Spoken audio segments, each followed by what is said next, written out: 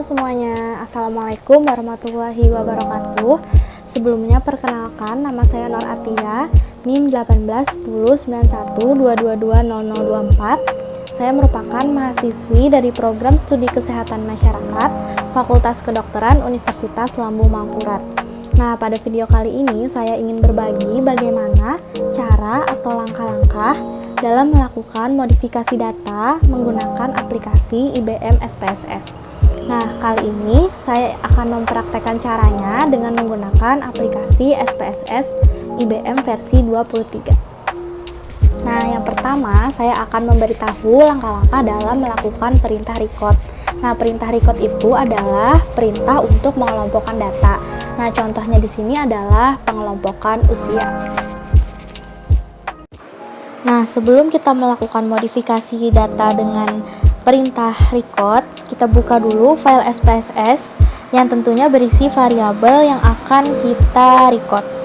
Di sini saya akan melakukan record pada variabel umur, yang mana nantinya akan saya kelompokkan menjadi 3 kelompok, yaitu yang pertama usia kurang dari 20 tahun, yang kedua usia 20 sampai dengan 35 tahun, dan yang ketiga usia lebih dari 35 tahun. Nah, selanjutnya akan kita klik transform, lalu kita klik record into different variables. Setelah diklik, maka akan muncul kotak dialognya. Nah, lalu variabel umur kita klik dan kita pindahkan ke kolom input. Lalu pada output variables akan kita beri nama dengan, di sini saya memberi nama dengan umur 1. Lalu pada labelnya saya beri nama kelompok umur.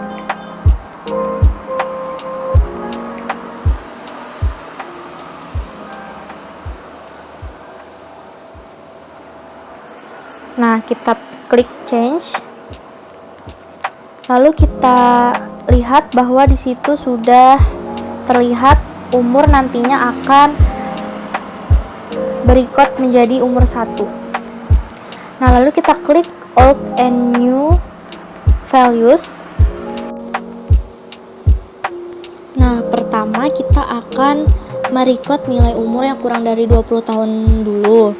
Nah, jadi akan kita input di bagian range lowest true value, yaitu umur terendah atau paling muda sampai dengan umur 19 tahun. Maka dari itu kita input angka 19.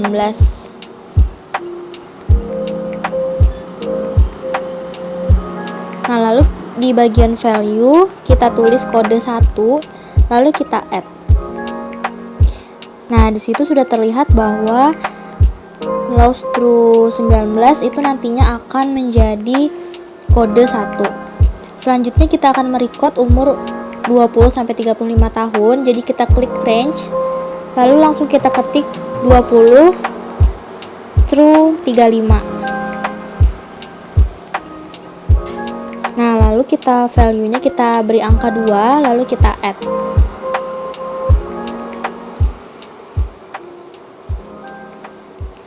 Dan yang terakhir, kita akan merecord usia lebih dari 35 tahun, sehingga kita klik range value true highest, yang mana kita input dengan 36, karena lebih dari 35 itu dimulai dari usia 36 tahun. Lalu untuk value-nya kita beri kode 3. Lalu kita klik add. Nah, setelah ketiganya sudah masuk, lalu kita klik continue.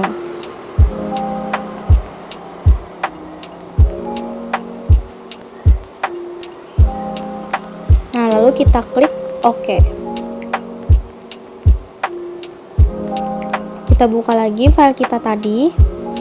Nah, maka sini terlihat bahwa terdapat variabel baru yang kita buat tadi, yaitu umur 1, yang mana situ sudah berisi pengklasifikasian yang kita inginkan. Nah, di sini masih berupa desimal 2.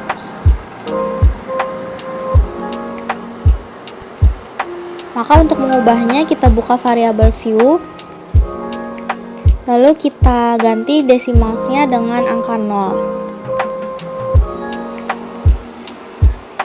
Nah, sehingga nantinya di kolom variabel sudah berubah menjadi angka atau kode 1, 2, dan 3 berdasarkan klasifikasi yang kita buat. Nah, lalu kita juga bisa mengganti value-nya di variabel view. Lalu kita klik value dan kita isi sesuai dengan klasifikasi umur yang sudah kita buat sebelumnya. Nah, 1 untuk usia kurang dari 20 tahun.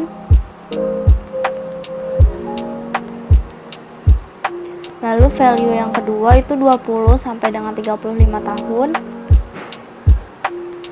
Dan yang ketiga itu lebih dari 35 tahun. Lalu kita klik OK. Nah, maka di variabel umur yang sudah kita record itu berubah otomatis menjadi seperti itu. Yang kedua adalah perintah compute. Jadi perintah compute ini fungsinya adalah untuk menambah variabel baru yang berisi hasil perhitungan dari variabel yang lama. Nah, pada perintah compute kali ini, saya akan memberikan contoh bagaimana saya mengubah tinggi badan dalam bentuk sentimeter menjadi tinggi badan dalam bentuk meter. Nah, caranya adalah pertama, kita klik transform, lalu klik compute variable, lalu akan muncul kotak dialog compute variable. Lalu pada kolom target variable kita beri nama dengan nama TB1. Lalu pada bagian numeric expression akan kita masukkan rumus bagaimana agar tinggi badan yang awalnya cm menjadi dalam bentuk meter, yaitu variabel tinggi badan itu akan kita input ke bagian numeric expression. Caranya klik dulu tinggi badannya. Nah, lalu sesudah itu akan kita klik tanda garis miring yang berarti bahwa dibagi. Nah, dalam compute variable ini tanda dibagi itu dilambangkan dengan garis miring. Lalu kita tulis angka 100. Kalau sudah kita masukkan, lalu kita klik OK.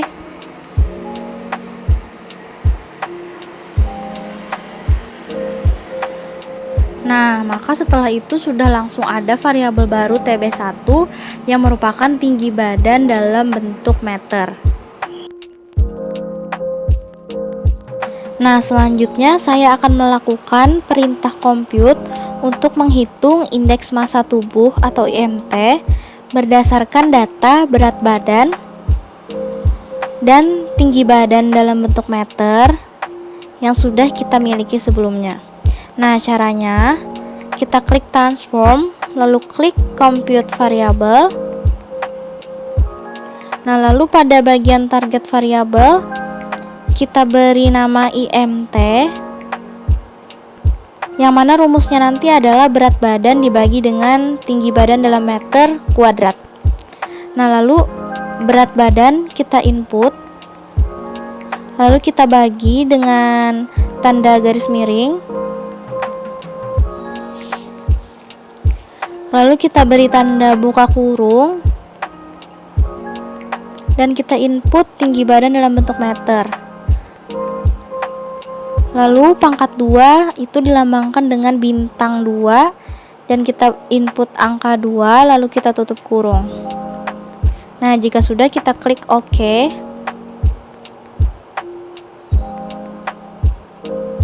Nah, maka akan muncul variabel baru yaitu IMT, yang mana IMT di sini sudah berdasarkan rumus berat badan dibagi dengan tinggi badan kuadrat dalam bentuk meter. Nah, yang ketiga adalah perintah select. Nah, yang mana perintah select ini bisa kita gunakan ketika pada suatu kondisi tertentu kita hanya menginginkan difungsikan untuk mengolah atau menganalisis data dari suatu kelompok tertentu saja. Nah, pada contohnya nantinya saya akan mencontohkan, saya hanya akan menggunakan data ibu yang statusnya bekerja. Nah, untuk melakukan perintah select, caranya adalah kita klik data, lalu kita pilih select cases, lalu kita pilih yang if condition is satisfied, lalu kita klik if. Nah, lalu kita klik variabel yang ingin kita select, yaitu kerja. Kita input, lalu kita klik sama dengan 1, lalu kita klik continue. Nah, lalu di bagian output itu ada pilihan filter atau juga delete. Nah, pilihan filter itu nantinya data yang tidak akan kita analisis akan dicoret pada bagian nomor kasusnya. Sedangkan jika kita memilih delete, maka data yang tidak ingin kita analisis itu nantinya akan terhapus secara otomatis atau secara permanen. Nah, pada kesempatan kali ini saya hanya akan memfilter saja. Sehingga saya pilih filter, lalu kita klik OK. Nah, maka nomor kasus yang tidak ingin kita analisis berdasarkan variabel kerja tadi maka akan dicoret. Di sini yang tidak kita inginkan adalah status tidak kerja pada variabel kerja.